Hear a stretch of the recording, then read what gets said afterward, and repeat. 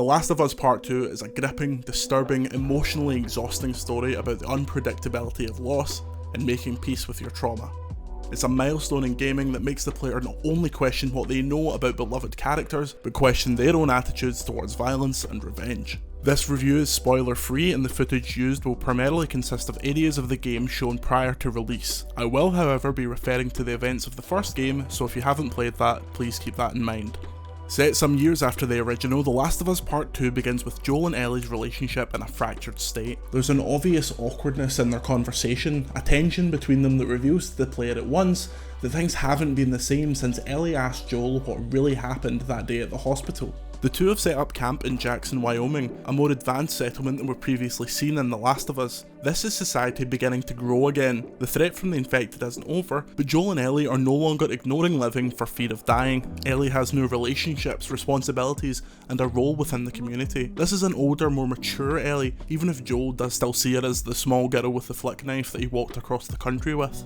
This glimpse into a potential future of normality doesn't last long, however, as after an attack on the camp, Ellie must go after Joel's brother Tommy, who's disappeared into the depths of Seattle to find the perpetrators.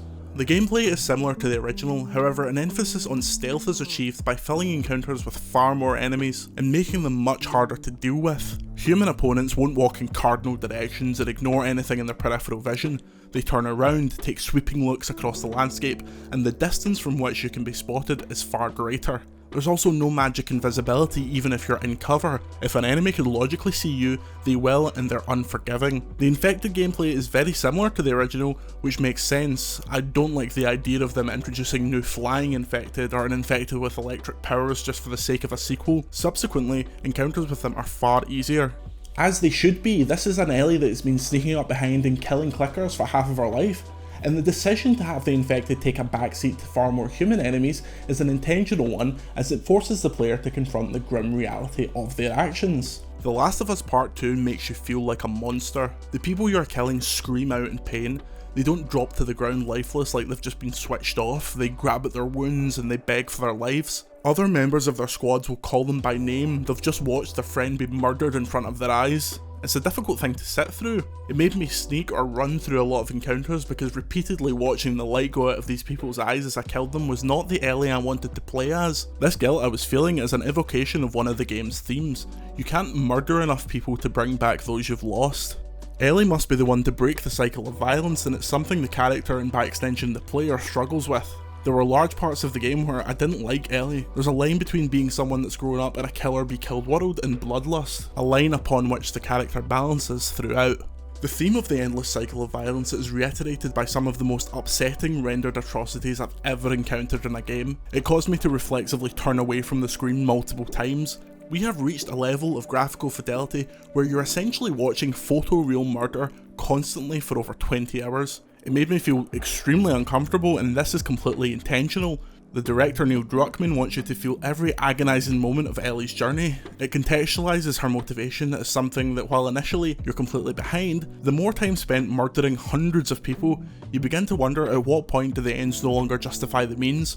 There are no heroes in The Last of Us Part 2.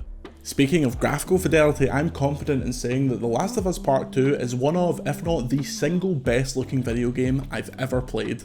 The environments feel both sprawling and natural, but also handcrafted by a team of artists going over every misplaced brick. Downtown Seattle feels like it goes on for miles. The performances of Ashley Johnson, Troy Baker and Laura Bailey are unparalleled. Johnson in particular deserves immense praise for carrying the emotional complexity of Ellie and depicting trauma with a subtlety rarely if ever found in video games. If the look from the end of The Last of Us was a benchmark for silent storytelling in cinematic games, the Naughty Dog meet and obliterate that benchmark in every scene.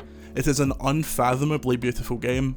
This is highlighted in the game's more open areas. In a cue taken from Uncharted Lost Legacy, The Last of Us Part 2 features larger, mini-open worlds that the player can explore at certain points of the story, whereas in the original some shops may have been open for a bit of light discovery or perhaps to hide a collectible. The Last of Us Part 2 allows for hours of exploration of a downtown Seattle retaken by nature. While plenty of these explorable areas are still used to hide the game's comically large number of collectibles, the real discovery is in the character moments they reveal. The writing in The Last of Us Part 2 is exceptional. Neil Druckmann and Haley Gross have crafted a story that is engaging, moving, and emotionally draining. This is not a feel-good game. I believe that there will be people that hate the story of The Last of Us Part 2, and I think it hinges on how you feel about the closing moments of the original. The Last of Us Part 2 doesn't only provide more context to the ending of its predecessor, it actively makes it a better narrative. The question of what was Ellie thinking hangs over the game throughout, and it reinforces another of the game's themes: making your life mean something in an impossible situation. There is a far longer conversation to be had about some of the narrative choices in The Last of Us Part 2 once everyone's had a chance to play it.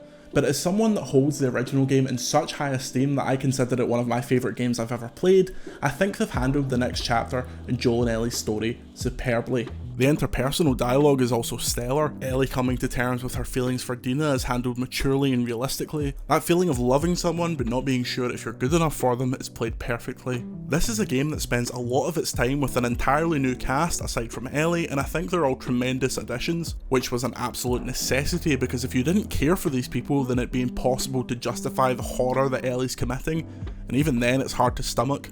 It's not a perfect game. I think it's slightly too long, or rather the time spent isn't divided in the most effective way.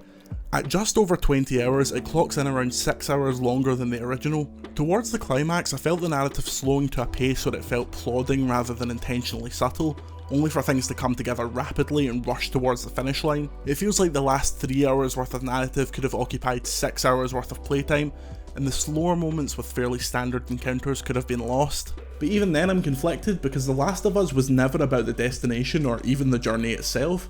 It's a game about the relationships that are forged along the way. It's the notes that you pick up discarded on bedside tables. It's the relics of the world before infection. That's what makes The Last of Us special, and The Last of Us Part 2 is full of it. I've no doubt that my playtime will be longer than most as I looked through every room I could, read every piece of exposition and triggered every optional conversation because I find that world so immensely interesting, and the things that Part 2 adds to it are both unexpected and fascinating. It explores how different ideologies would attempt to rebuild the world. It explores which prejudices are nurtured and which are alien to those who have only known the time after infection.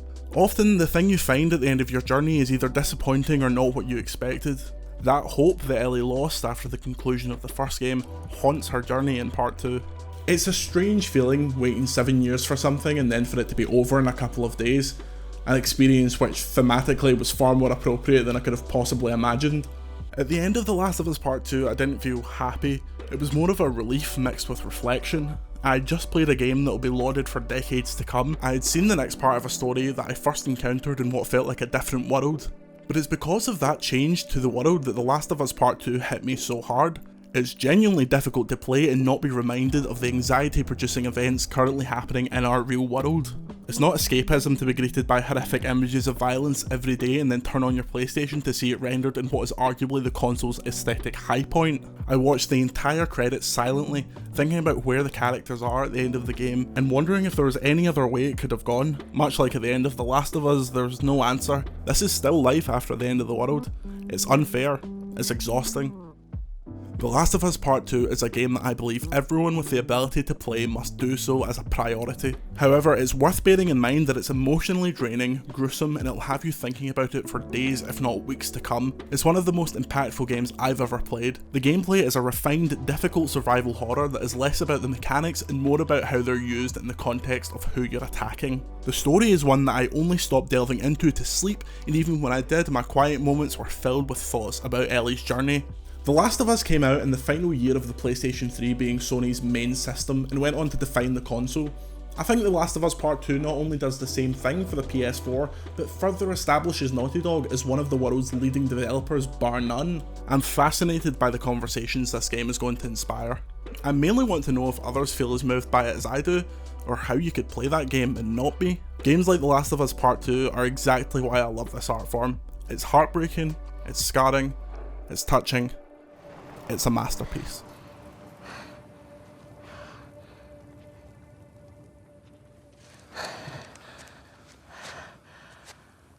What the hell are you doing here? Thanks for watching this review of The Last of Us Part 2. If you enjoyed it, remember to subscribe to BBC The Social Gaming and check out another one of our videos. Until next time, I'm Jordan Midler. See you later.